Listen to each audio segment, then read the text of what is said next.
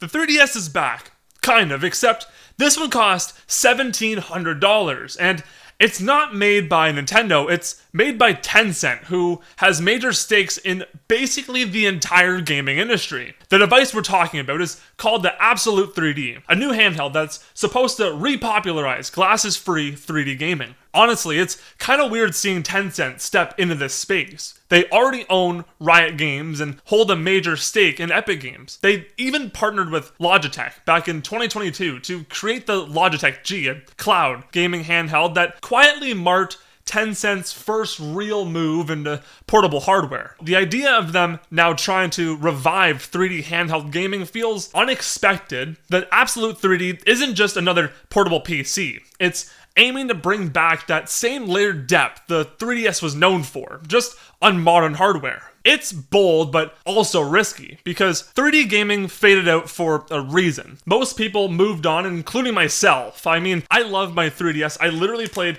Animal Crossing New Leaf on it every day for like 5 years, pretty much since 2015, but I basically had the 3D turned off most of the time, and it just felt novel over functional. And I know some games took advantage of it, like Pushmo, a 3DS eShop exclusive that used 3D really well. For most games, the 3D effect was something you turned on once and just said, that's cool, and then never really touched it again. That's why seeing a company in 2025 try to bring it back feels so strange, almost nostalgic, but also ambitious. If Abxylute can make a 3D feel practical this time, not just a visual trick, it might actually have a real shot at standing out in a market that's already crowded with powerful handhelds. Still, a big gamble because 3D alone isn't enough anymore. Not when people expect portability and performance. And the fact that it's launching at around $1,700 US only makes that gamble even bigger. So what does $1,700 actually get you? How does it compare to something like the 3DS or even the Steam Deck? The Abxylute 3D comes with an 11-inch screen that can display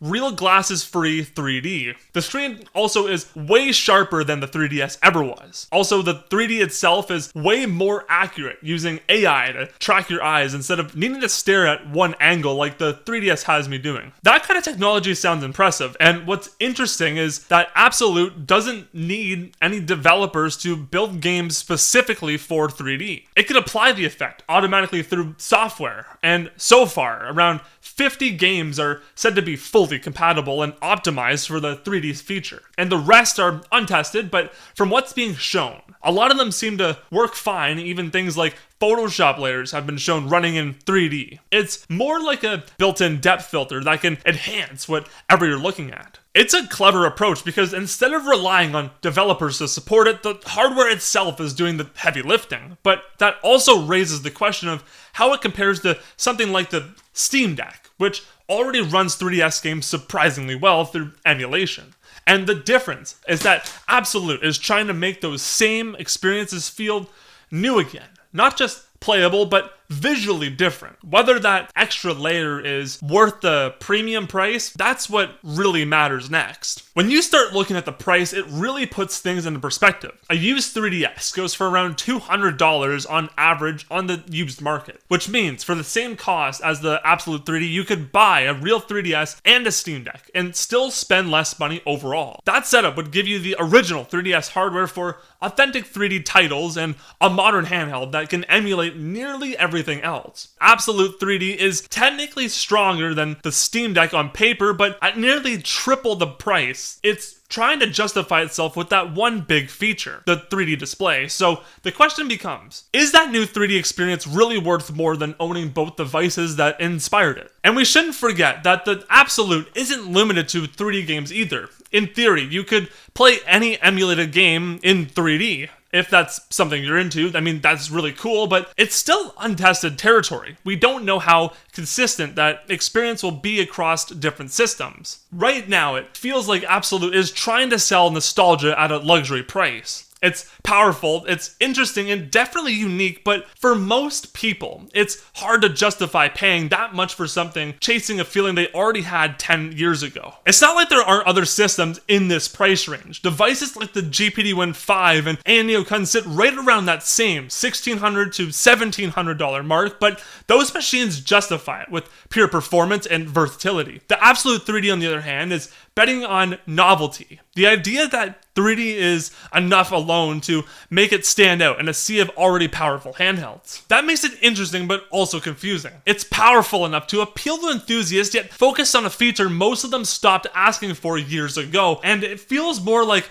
a statement piece than something meant to turn heads. Not necessarily fly off shelves, it's a reminder that even in 2025, companies are still chasing that next big wow moment in handheld gaming. I've seen a lot of people talking about this device in online forums and YouTube comments, and the one thing that keeps coming up is the price. Nobody's denying that the technology looks incredible, but most people say the same thing. Wow, it's cool, but I'd never spend that much money on it. It almost feels like the Apple Vision Pro of handheld gaming. It's clearly the pinnacle of what 3D handheld technology can be right now, but when it comes with that same kind of price tag, you're paying for the experience, not the practicality, just like the Vision Pro. The Abxylute 3D is a niche device. I don't think it's necessarily going to be a failure, but it's not going to move units like a Steam Deck or a Switch 2 would. Even with those detachable Joy-Con style controllers, it feels more like a proof of concept.